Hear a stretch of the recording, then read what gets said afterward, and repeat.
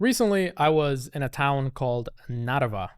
It is one of the easternmost towns in the European Union, bordering Russia. It is the border between Estonia, a NATO country, ally of the United States, and obviously part of the European Union, and Russia. One of the most tense borders. You can feel the tension in that town. And in that town, a lot of people are afraid of an escalation of the conflict in Russia and Ukraine. And many people, specifically wealthy people all over the world, are realizing that there is a possibility of World War III. Tulsi Gabbard has also talked about how the United States might lead the world into World War III and that we should prepare for it. And that enemies of the United States are ready to strike at any time. They're ready to strike Hawaii. They're ready to strike Washington. Russia's talking about how the US is pushing the world towards World War III. NATO is doing military exercises to prepare against a potential war with Russia. Let's not even talk about Israel and Palestine. Anytime I talk about that, there's people that hate me, people that love me. I have no opinion on it, but it could also escalate into a Middle Eastern war. Then the United States and the UK get more involved, and then boom, World War III again. Africa is also experiencing conflicts, some conflicts even in Asia. China and Taiwan could be also a potential conflict. So overall, this is an unstable time in history. And as a wealthy individual, you can't really change it. Nothing you're going to do is going to change the trajectory of the world, trajectory of war. All you have to do is prepare for it. This is why I created this survival guide. First off, if you're living in the West, or if you're living in a country that is susceptible to this war, for example, right now I'm in Estonia, bordering Russia, as I said, there's a lot of Estonians that are worried about a draft, about potential escalation of the war. They're looking at second options. Easiest thing that you can start doing, regardless of where you're from, especially if you're from a country that could potentially issue a draft, like the United States, like the UK, like Australia, is to get residency, get a potential second home as far away as possible. That's the first thing that I would do. For example, in South America, in the last 200 years, there has only been one war that affected South America, two wars, but one major war that affected South America, and it was between South American states. And in the last 100 years, all these wars, World War I, World War II, all the people from Europe escaped to South America.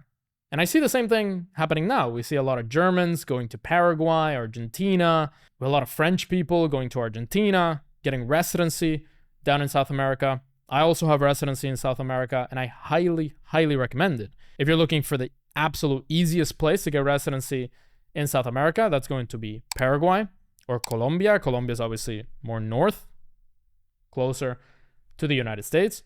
If you want to be as far away as possible, you have Uruguay, but it requires you to live in Uruguay. Pretty peaceful place, pretty stable place. You have Chile. If you also want to commit to Chile, you can give birth in any of these countries, get citizenship pretty quickly, or just get residency. For example, in Paraguay, you get easy residency. You're probably not going to get a passport, but you have that access to other Mercosur countries. That's the first thing I would do. As far away as possible, get a second residency. The same thing with countries like Mauritius in Africa. Stable place, safe, beautiful. If you buy real estate, you get permanent residency. It's an island. There's less land, more susceptible to shipping delays, shipping disruptions. In a case of a world war, you might run out of supplies, for example, in Mauritius, but you're not going to get any nuclear radiation. You're not going to get bombed down there. South Africa is also pretty close by. So overall, you have a pretty stable place that you can go to. First thing is getting residency as far away as possible. If you're not so concerned, but a little bit concerned, you can get residency in the Caribbean. You can also get residency in Panama or Costa Rica, some of these stable countries. Costa Rica, for example, doesn't even have military, doesn't even have an army. They have an army type team that could protect the country, but they don't even have a proper army because they're not going to go to war with anybody. Choosing one of these countries to just get residency, have a second option. Panama is very easy to get residency if you invest in the country. And also on top of that is getting citizenship in a pretty neutral country. So for example, you can get citizenship in the Caribbean. I have St. Kitts citizenship. So if there's a world war and I have to go to another country or there's a war here in Europe, I have to go somewhere, I can always go to St. Kitts, I can go to Dominica, I can go to St. Lucia. Safe places, stable places. The only problem is these places are islands, so they might get affected by shipping, delays, disruptions, but that's in the case of a full-scale world war around the world. If you're in Europe or in the United States, you can always just go to the Caribbean and have that as a potential option, and you're a citizen, so they can never kick you out. They can never kick you out of any of these countries because you hold their passport. That's why having residency is great, but having citizenship is even better. Having citizenship in a larger, neutral country. For example, Mexico. Yes, Mexico's right next to the United States, but they're not getting in a war anytime soon. They're not bombing anyone anytime soon. So if you have a local war in the United States or in Europe, you have that option of going to Mexico. Mexican citizenship allows you to access most of the places you want around the world. Mexico doesn't really care about a draft. They're not going to start drafting people. The government is pretty relaxed. You also want to find places like these that the government isn't trying to control your whole life. They're not trying to push you towards war. They're not trying to tax you. These countries are most likely just going to leave you alone. The same thing in Argentina, Paraguay. They're just going to leave you alone. You can always pay to get out of a draft. So you always have that option. And other countries that might be right next to the action, for example, Serbia, at least they have good relationships with both sides of the war.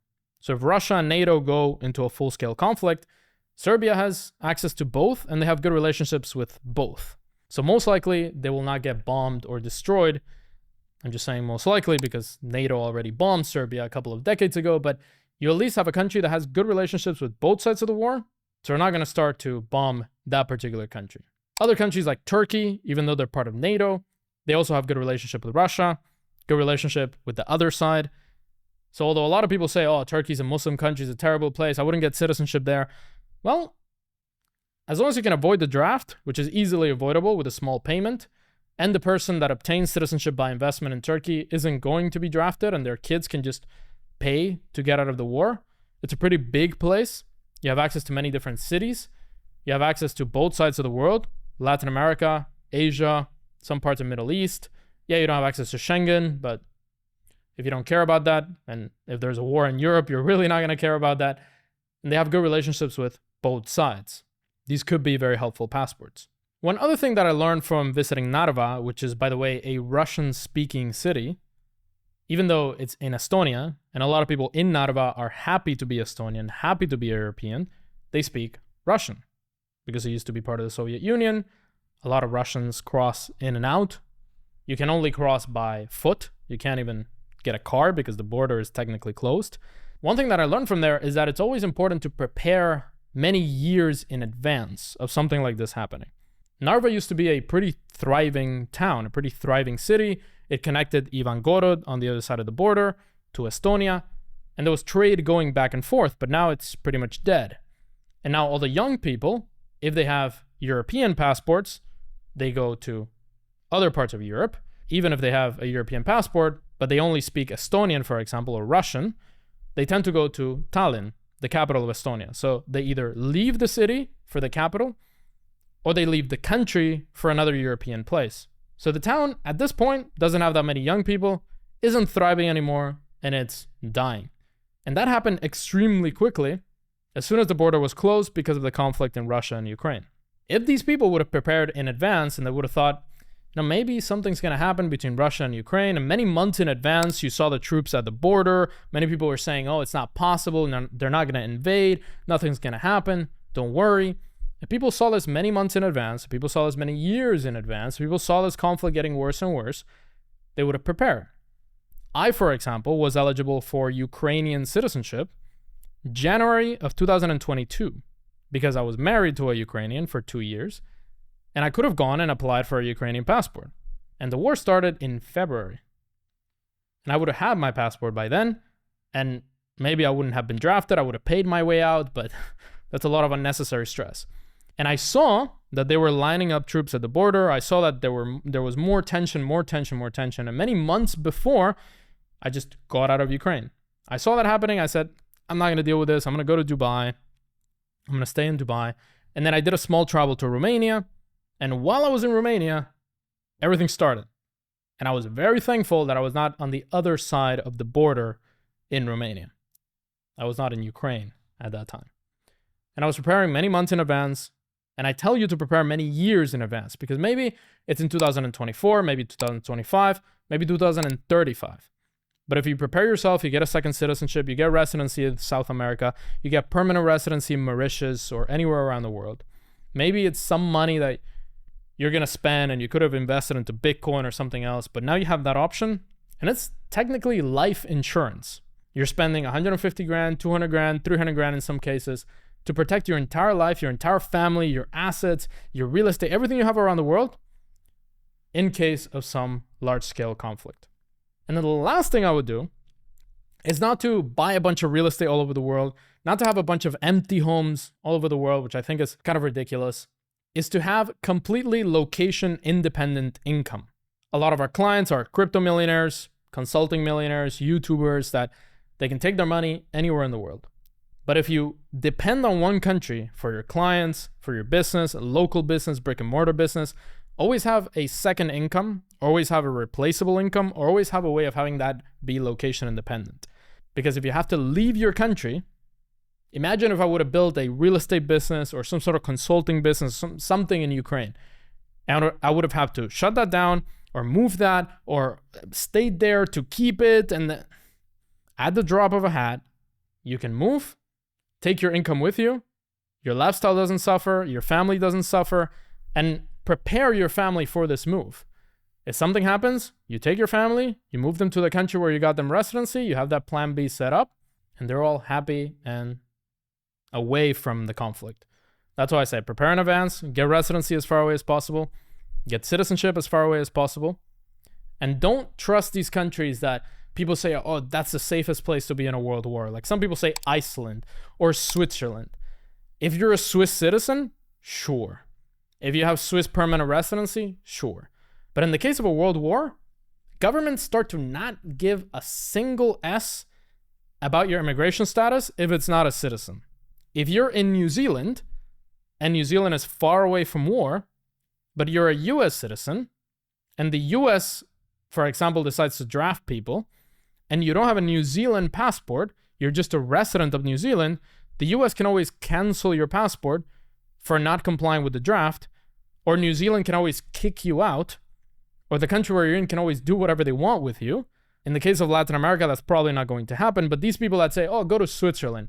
If you're not a Swiss citizen, if you're just visiting Switzerland, if you're just a resident in Switzerland, Switzerland can always kick you out because they see you as a potential enemy.